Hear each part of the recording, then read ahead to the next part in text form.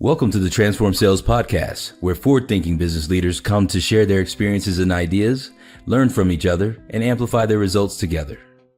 David, what's up, my friend? How are you? I'm good. Glad to be here. Welcome to another episode, man, of the Transform Sales Podcast, the software demo review series where we get to demo some of the amazing technology out there. And today, fortunately, we got the founder of Databar.ai. What's up, man? Not much. I mean, I'm excited to be here. I know a lot about your platform. I'm excited to be part of that platform and show a demo of Databar today. So we're both excited about helping buyers find each other and solve their solutions. So I want to break into it, right? I got this listing in our marketplace, Databar.ai, no code, data enrichment, and web scraping platform, seamless integration, low cost solutions for CEOs and VPs of sales. We're going to talk about this, but first, tell me about the past. What alternatives are customers using to solve those challenges before buying your software? And talk to me about what you guys built. Yeah. So if you think about the traditional, Databar has many use cases, but let's focus on Outbound for today. If you think about the traditional flows, it's usually a very segmented and manual process. You'd go to many different data providers, collect data on companies, on technographics, and then on people and finding decision makers. And then you would somehow have to wrangle these CSV files and then upload them into an email sending tool and either manually personalize those messages or mass email a bunch of people. Now, the problem with the traditional tools that people are using, the traditional flows, is that if you're sending out mass emails and spraying and praying, that's not really an effective method anymore. In 2025, you have to be ultra targeted with your outreach. And if you want to personalize and you don't use AI, you're going to be spending a ton of money and being left in the dust by your competitors. So if we're talking about specific tools, usually people would go to single data providers to get information. So you might use like a Zoom info for a company and contact data. You might use Alusha. You would use LinkedIn for researching people and companies. You'd use BuiltWith separately for technical data, and so on. And then plus a lot of manual work and outsourcing. Makes sense. And then, as you mentioned, before using your product, they had to use multiple providers, multiple systems. So they were basically having to just take data from multiple sources and clean them in multiple areas and then combine them back together to get the output, which is what you guys do. So in a way, you guys are also an alternative, a cost-effective alternative, I know, to Clay, and a few other players in the space that are trying to fix similar problems. But let's get into maybe some of the key features in regards to seamless integrations, low costs for VC. I'm a CEO, VP of sales, right? And I want low cost data, and I don't want to have multiple platforms. I don't want crazy contracts with Zoom Infos or Apollos, which they're all great, by the way. They're on our marketplace too, but they are expensive. What key features would you guys want to show us today to show how you make it easy for CEOs and VP of sales that just want to get low cost data quickly and fast? Yeah. So you actually mentioned that point about companies using multiple data providers. Actually, the average org from our research has subscriptions to 5 to 7 data providers. So I think today, there's a few things I want to show. One is list building. That's something that I'd say we're probably one of the best in the market for. Multi-provider enrichment and personalization and web research with AI. So we can jump right into it, or go over like a. Can I give you a use case, or you got something set up? I need some help. I got a few set up, but we can try running. No. We'll keep you. Let's improvise. Yeah. All right. So this is what, broadly speaking, Databar solves several problems. One of them is AI outbound, inbound led outbound. And then we also have a really big use case in CRM enrichment. Yeah. And for anybody listening, inbound led outbound, would you refer to outbounding the people that are identified on your website? Yep, that's one. Or people who signed up to your website. Cool. Yep. So this is actually like a really good example of a table that does just that. We actually use this internally for our own onboarding. So this table is just a regular spreadsheet. If you use Google Sheets or Excel, you'll be familiar with this.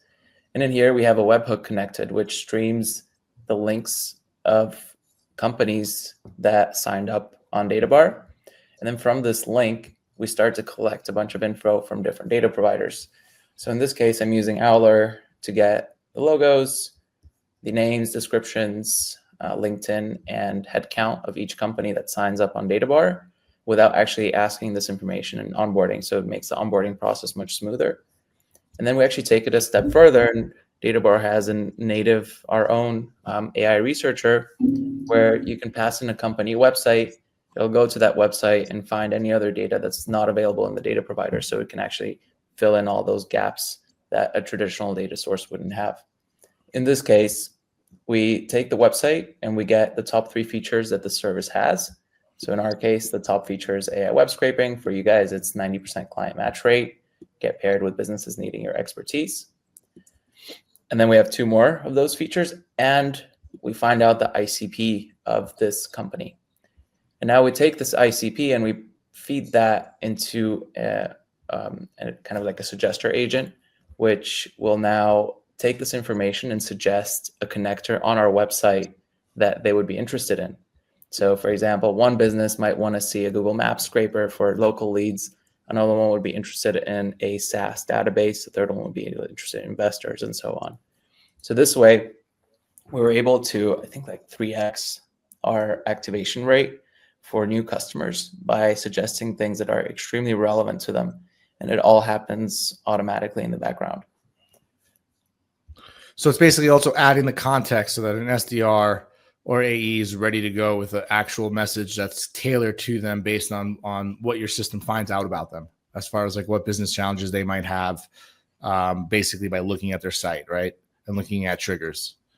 Exactly. Yeah. But looking at their site is not where it stops. So one way you can do it is you can look at the growth rate of the company, right? Like you can look at how much did they grow in the last quarter, or did they make any recent hires? Do they have any open job postings? Is there news about them? Did they recently raise a round? So you can basically, like, one of the big advantages of using Databar and having access to 80 different data providers inside one platform is that you can experiment with different hypotheses really quickly and really easily without involving your development team, without any complex integrations. Simply drag and drop, and it works in the background. Would you say that also in a way, you're also solving the challenge of obviously accurate email data, accurate mobile data, but also trying to find intent? Like you're using these 80 data providers to also add on a kind of form of intent for a message, knowing that it's not good enough anymore just to have an email and a mobile number. You have to have a little bit more about them to break through to them. Yeah. So that is actually, I have another table for that open.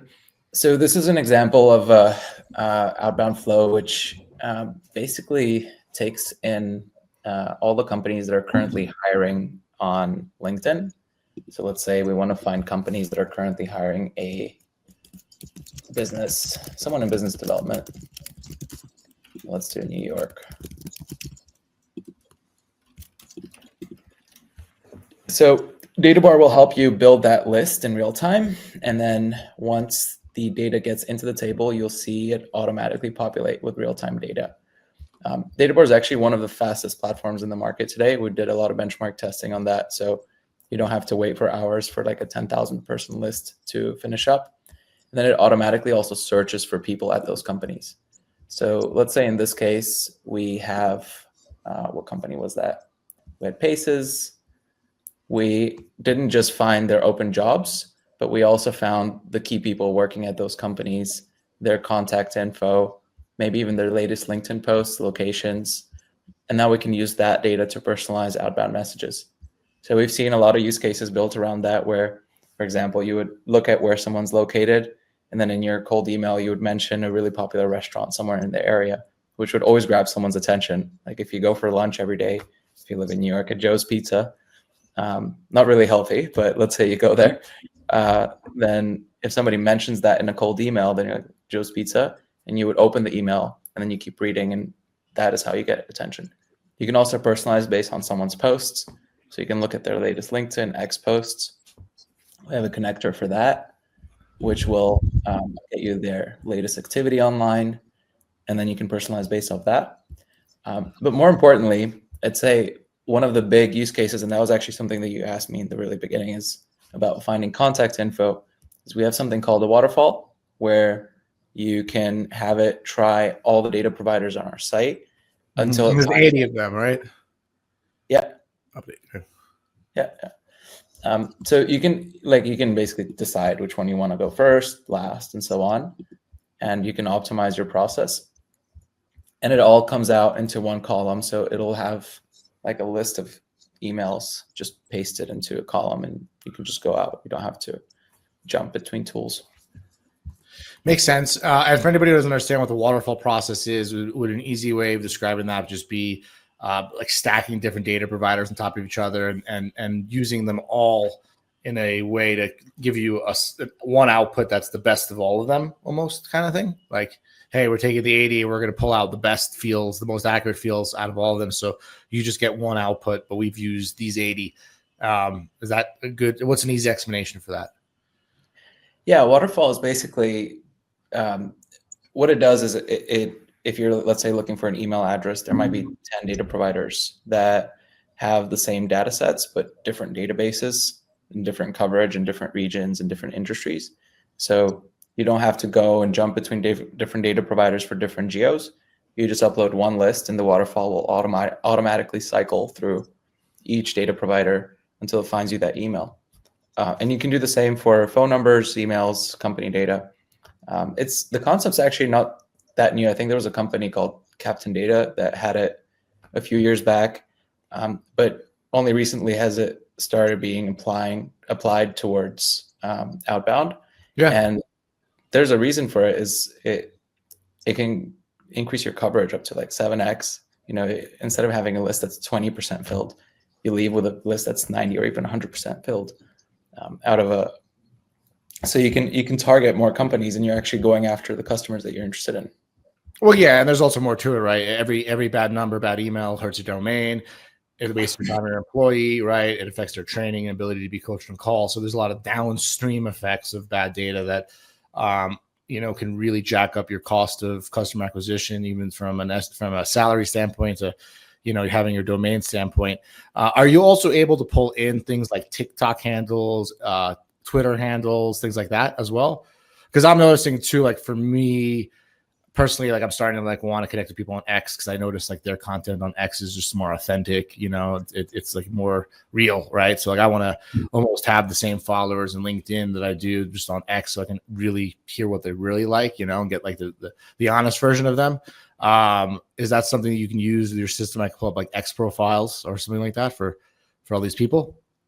Yeah, we have a pretty cool connector, which doesn't just get you X profiles, it gets you the emails of the followers of those X profiles. So you can just give like an X handle, and it'll get you the emails of the people who follow them or react to their posts. We have several data providers for that. And then for Instagram, we have that too. We've seen a lot of use cases with Instagram through a partner. TikTok is in the works. We haven't added that one yet. But there's actually a really cool data set that we're is currently in testing, which doesn't just get you the data of those profiles. It can actually find your mutual connections with them. So let's say you, Amir, you upload a list of people you want to target, and we'll tell you have 5 mutual connections with these 10 people, and here's who you should reach out to get in touch with this person. And using that language in the message, right? You could, yeah. You can craft the full process. Yeah. That makes sense.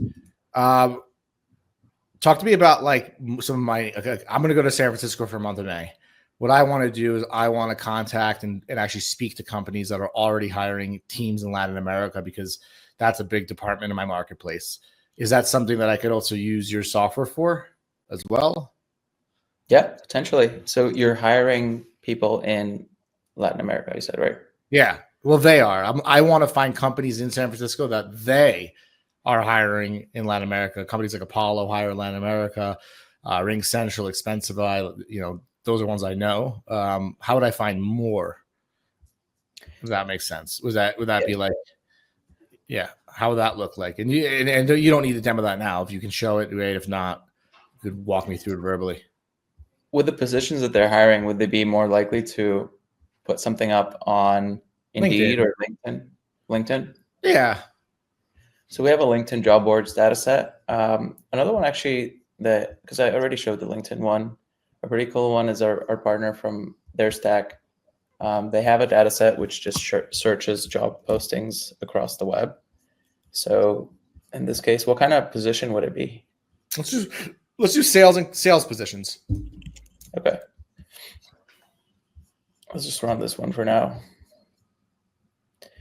So this connector, what's nice about it is that it'll go not just to LinkedIn, it'll go to many different places, and you can add a bunch of filters like locations, technologies that the company's using. Do locations. Do Colombia. See what we got. Colombia, like that, or with a Yeah. No, the Colombia, like you spelled it correctly, not the shirt. Okay. Let's do it. Let's see if there's coverage there. Nope. They didn't give us Colombia. Let's try another one in LATAM. All right. We got Mexico for LATAM. Didn't have Colombia. In this case, so this actually is like a really good display of why you want to use one platform, which lets you use multiple data providers. So in this case, actually, their stack is a really good data provider, particularly in the US and Europe. But obviously, no single data source will have all the data that you need. So if this doesn't have everything you need, you might want to try Indeed, you might want to try LinkedIn, another data source, and experiment until you find something that works. Usually, this is a process that takes many, many hours, even weeks, to figure out. Like the procurement process for a data source, a single data source, can take anywhere from 1 week to 2 months. Here, with each data source, you're spending maybe like 20 minutes, 15 minutes to experiment with it and see if it works for you. Yeah, makes sense to me. Talk to me about from like a task perspective. What kind of tasks, deliverables, people are involved in setting up Databar.ai, and how long does it take to reach full productivity? Is this something where people need to hire a GTM engineer, or is it something they can do themselves? Like, how do you see CEOs and VPs of sales that are checking out this listing? Like, how do they end up using your software from a task, deliverable, and people perspective? Yeah, so you mentioned, I think, Clay in the beginning. So I think one of the big troubles of products like Clay and us is that there's a bit of a learning curve involved usually. And that's because it's just a complex product out of the gate. If you're trying to work with different data providers, there's always going to be some sort of technical curve. What we aim to do and what we believe in is that, people without technical skills should be able to build sophisticated and tailored workflows really easily and really quickly. AKA the no code that's written right in the listing. Yeah, makes sense. Yeah. So I think one of the big things of how we approach things is we're trying to dumb things down as much as possible, simplify it as much as possible. And we're coming out with something actually pretty exciting in a couple of weeks, which will make a huge leap forward in that direction, is making these workflows really, really easy to build and create. So usually we have a lot of agencies working with Databar, but we also have end users like companies, let's say like SDRs within a go-to-market team that would be using directly. But I think if I can understand you correctly, you're saying that from a man standpoint, you might want to have someone who's good with spreadsheets, right? I think that's okay to say. Yeah, you could. Yeah, everyone works with spreadsheets. I might get something wrong with that, right? Right. Having somebody that's good with spreadsheets, could be the CEO, VP sales, or could be a GTM SDR that you hire, is a plus. And then obviously, from what I heard, you're just trying to make it easier. You're trying to make it even easier than that. You're starting to talk about your roadmap a little bit, but right now, having somebody with spreadsheets is a plus, right? But that's okay. It's better than having somebody who's got like a PhD in Elasticsearch and things like that. I ever tried using Elasticsearch? It's a fucking nightmare. Let me tell you. So while it's no code and it's easy, you can't get away from not having a basic spreadsheet experience, which I think is fair to say, right? Yeah. And then from like a deliverability, like from like a productivity, is this something where like people can get up to productivity like day one, they get access to it, and it really matters like how long they're doing it. Like if they're there building tables, they're going to get the output, right? If they don't use it for 90 days, they're not. Kind of that kind of thing. Use it or lose it type of thing. Well, yeah. I mean, if you build something that's recurring, you can set it up once and just have it run in the background and then just not log in. But usually it's like a involved process if you want to build something that's higher quality.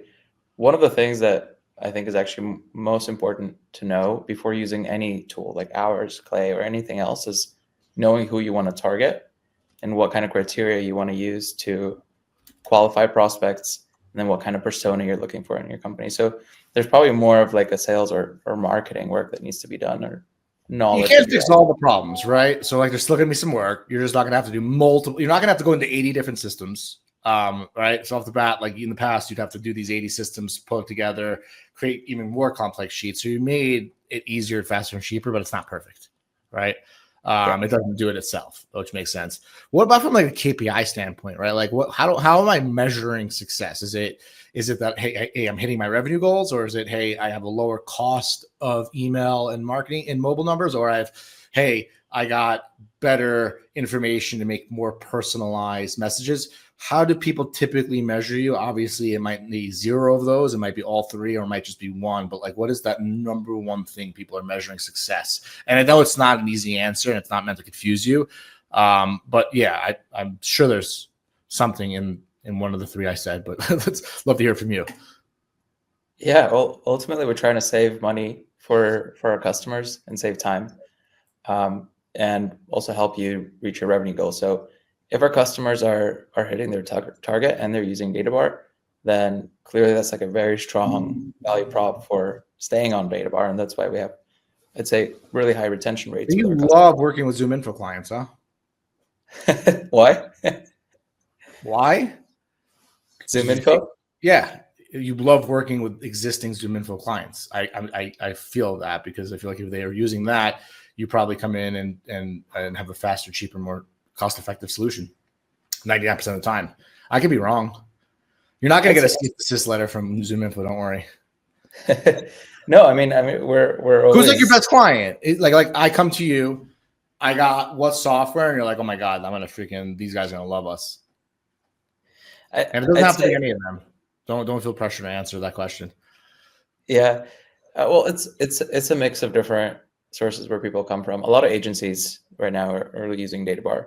So you can think email marketing agencies that are using Databar to fill pipeline for their customers. We have lead gen agencies. I know your answer already. So they're measuring success on the KPI of lowering the number of different providers they need and the time to do records for their clients. Yep. Ultimately. Yeah. Okay. We should have changed the list. We need a new listing for sales agencies. I got no listing for sales agencies, man. We'll do that after this call. David, this has been awesome. I like what you're building, and I obviously love anybody who helps sales agencies, because I got an affinity and a past passion for those sales agencies. I used to be one myself. I look forward to obviously meeting you in San Francisco this May. But for anybody who wants to learn more about Databar.ai, obviously the link to their product is going to be attached to this podcast. But anybody else, where should people be following you, connecting with you, and learning from you? What's the best? Is it LinkedIn, Instagram? Where are you at these days? You can find me on LinkedIn. I can send that over so you can attach it. Or you can just visit www.databar.ai. Yeah, or you can grab his mobile number and WhatsApp him directly. He probably doesn't like that, but that's how I did it. It's gonna be okay, David. You'll survive. I appreciate you taking the time to join the Transform Sales podcast, and appreciate you giving us a quick tour, man. Have a good day. You too. Thanks, dude.